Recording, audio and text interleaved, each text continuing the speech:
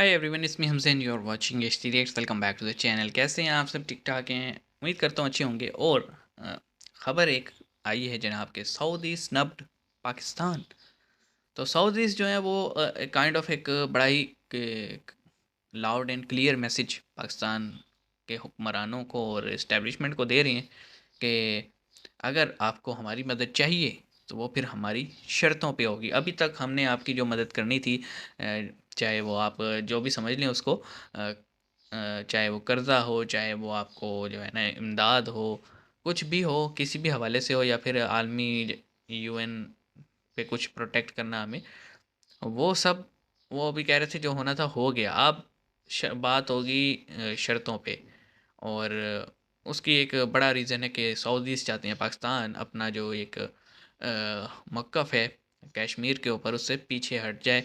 और मतलब कोई इसका अब वो ये चाह रही हैं कि सोल्यूशन निकालें, रादर देन कि पाकिस्तान जो हर वक्त कहता रहे ना कि यूएन रेजोल्यूशन उससे पीछे हटे। तो देखते हैं क्या कहते हैं जी। इस पे डिफरेंट ओपिनियंस आ रही हैं, और सुनते हैं, और फिर हम भी कोई बात करते हैं। आइए शुरू करते हैं। 3 2 1 एंड जय हिंद दोस्तों, very warm welcome to Hindustan special channel. Special channel. गिरती अर्थव्यवस्था और राजनीतिक उठापटक से कंगाल पाकिस्तान को एक और झटका लगा है। सऊदी अरब के रॉयल सऊदी लैंड फोर्सेस के 6 सदस्यीय प्रतिनिधि मंडल ने भारत का दौरा किया है। इस दौरान इंडियन आर्मी ने सऊदी डिफेंस। प्रतिनिधि मंडल को भारतीय सेना की ट्रेनिंग और बुनियादी ढांचे की जानकारी दी है। सऊदी फोर्सेस के प्रतिनिधि मंडल का भारत दौरा इसलिए भी मायने रखता है क्योंकि पिछले कुछ सालों में सऊदी अरब ने करीबी दोस्त पाकिस्तान की बजाय भारत से द्विपक्षीय बिल्कुल, रक्षा संबंधों को बढ़ाया है। उनको पाकिस्तान पता है इस पाकिस्तान तो खुद प्रतिनिधि बहुत मंडल बड़ा की खतरा भारत बनता जा रहा यात्रा है, पर बारीकी से स्टेबल नजर नहीं रखे है। हुए है। सऊदी अरब ने इससे पहले भी पाकिस्तान को झटका देते हुए कहा था कि अब वो बिना शर्त पाकिस्तान को कोई कोई आर्थिक पैसे मदद नहीं नहीं करने देंगे। वाला। दूसरी तरफ पाकिस्तानी मीडिया ये चर्चा कर रहा है कि आज भारतीय अपने भारतीय होने पर गर्व कर रहे हैं और हमें पाकिस्तानी होने पर शर्म आ रही है। फॉरेन गए हैं, कभी आपका एक्सपीरियंस हुआ हो किसी इंडियन के साथ गुफ्तगू करने में, उन्हें जानने में क्या फ़र्क है उनकी सोच में हमारी सोच में, कि वो दिन ब दिन ग्रो करते जा रहे हैं, प्रोडक्टिव होते हैं दुनिया में भाई, अपना नाम बनवा रहे हैं, और हम दुनिया में फारिग अपना इमेज बैठना खराब। सर पहली बात तो नहीं ये है कि करते हो। इंडियंस जो है ना वो बहुत प्राउड है कि वो इंडियंस है। बिल्कुल ठीक है, पहली बात ये कि वो अपने कंट्री के लिए ना बहुत पेट्रियाटिक है, वो अपनी कंट्री के लिए बहुत दूर तक सोचते हैं, बड़ी सोच रखते हैं।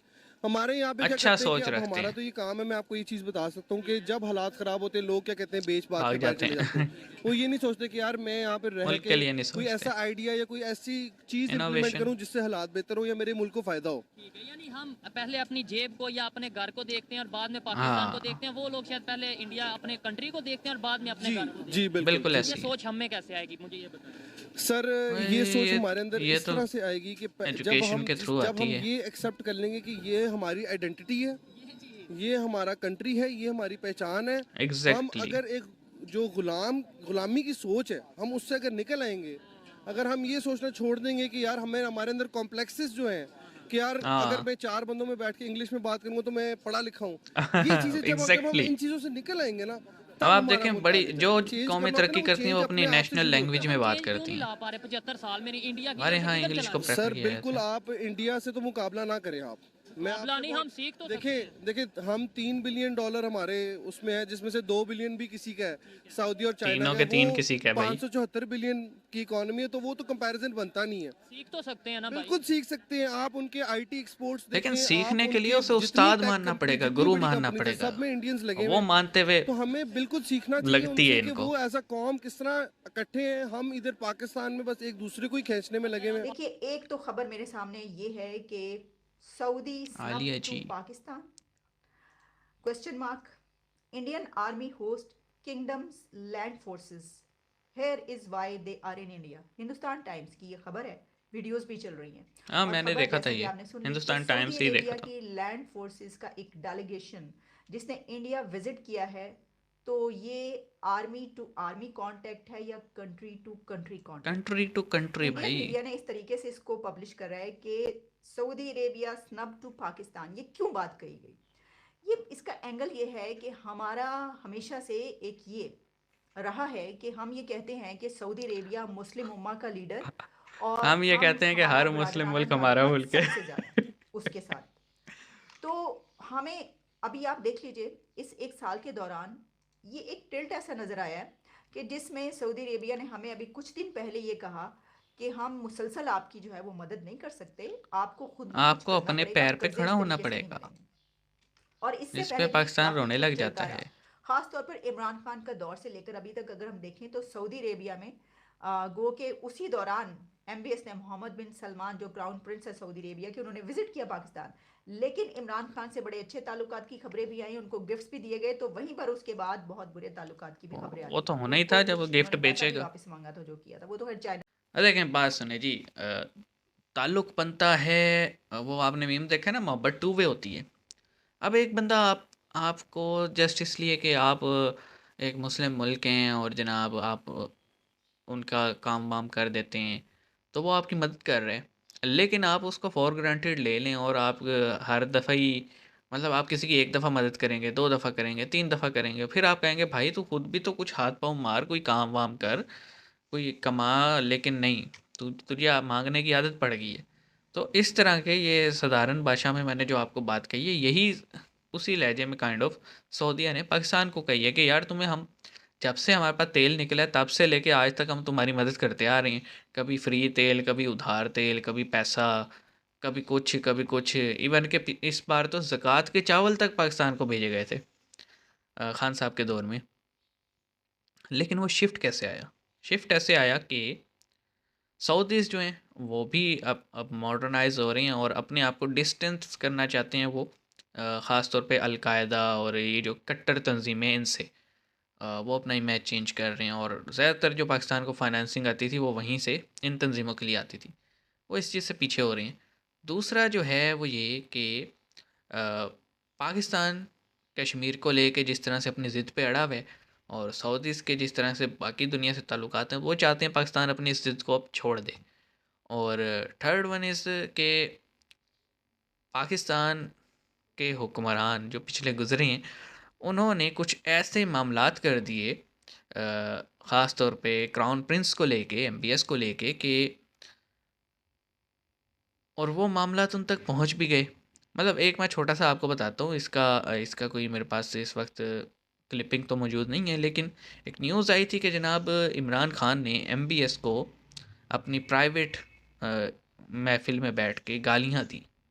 जब इन पे ये तोशा खाना वाला केस बना ना कि इन्होंने घड़ी बेच दी और मशहूर हो गए घड़ी चोर के नाम से, तो इन्होंने गालियाँ दी एमबीएस को और इनके एक कैबिनेट मेंबर ने वो सारी रिकॉर्डिंग कर ली और वो रिकॉर्डिंग एमबीएस तक पहुंच गई, जिसकी वजह से उनका बड़ा शदीद रद्द अमल भी आया। और उसके बाद हमने इमरान खान का जो है ना देखा कि किस तरह से एमबीएस के कहने पे पाकिस्तान का एक तो विज़िट कैंसिल हुआ, फिर पाकिस्तान जो है वो उनसे पैसे भी पाकिस्तान को कहा गया वापस करो, उधार तेल भी बंद हुआ और काफ़ी मामला बिगड़ गए। वो तो हमारे नए आर्मी चीफ़, आईएसएस चीफ़, फिर शहबाज शरीफ, नवाज़ शरीफ का कॉल, ये वो इन्होंने, क्योंकि इनके आपस में ताल्लुकात हैं, तो कुछ कहते हैं ना आग जो जल रही थी उस पर कुछ पानी डालने की कोशिश की है। लेकिन आपको पता है जो चीज़ जल जाए, वो एक दफ़ा ताल्लुक बिगड़ जाए तो ट्रस्ट ब्रीच होता है ना, तो वो दरार तो आ ही जाती है रिश्ते में।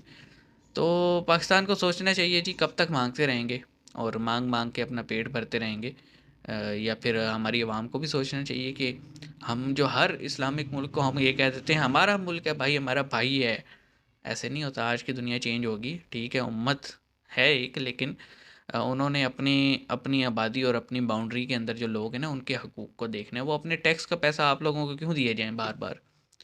और हर किसी के अपने ताल्लुकात होते हैं, तो बेहतर नहीं है कि हम भी मूव ऑन करें, मूव ऑन करना सीखें और कुछ अपने पड़ोसियों से सीख लें।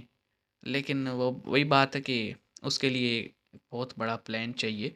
पहले सबसे पहला जो स्टेप होना चाहिए वो तो ये है कि जितने मदरसे हैं ना अनकंट्रोल्ड हैं, और ख़ास तौर पे इनको जो कंट्रोल करता है वफाकुल मदारिस। अब किसी को कुछ नहीं पता आम को मतलब क्या पढ़ाया जा रहा है, क्या करिकुलम है।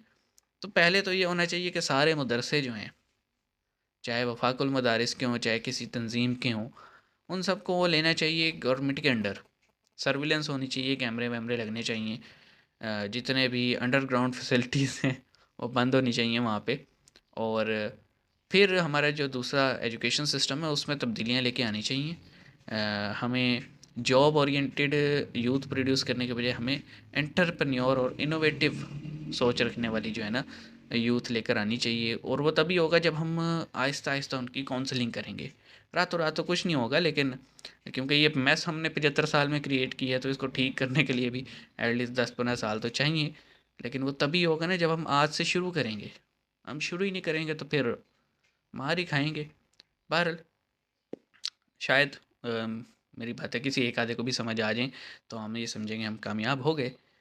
मिलते हैं नेक्स्ट वीडियो में। अपना ख्याल रखिएगा। सी यू गाइस।